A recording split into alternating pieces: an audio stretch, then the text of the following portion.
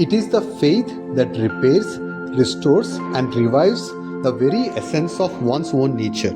And it gives one of the reins of the truth which one directs life beyond the boundaries and limitations of any fear in one's existence. A weak man lives by fearing his strengths, doubting his fate, and leaving fault in all around. A man of strength lives by fighting his weaknesses, by being faithful to every change and cherishing the peace amidst his innumerable sacrifices. Until one finds his present state of mind immovable, until then one will never hunger for the taste of his own purity. In the one whose self-denial is prominent, in that one self-fulfillment is an absurd and exotic concept. Realize that the one that lives in the world of mere shadows himself hides behind the light of every reality. Good or bad is the conflict between the certainties of one's impression with the truth. In the truth itself, there never is a good or bad. It is one's misunderstanding with one's own nature that causes one to accept some easily and yet reject another with no proper reasoning. Truth on its own is simply existence in itself without the need to be understood or known.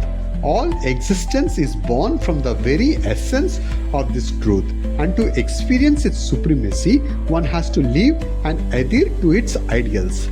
A man that remains breathless, restless, and exhausted in his desires suffers from many psychological disorders. In such a pitiful state, not only is he unable to recognize the truth in himself or all else, but is even unable to recognize his presence. Such a blind his self from its own discriminating powers and instead drowns himself in emotions and tears, destroying his self in passion. Where there is passion, where there is emotion, it is there the king of fears will rule.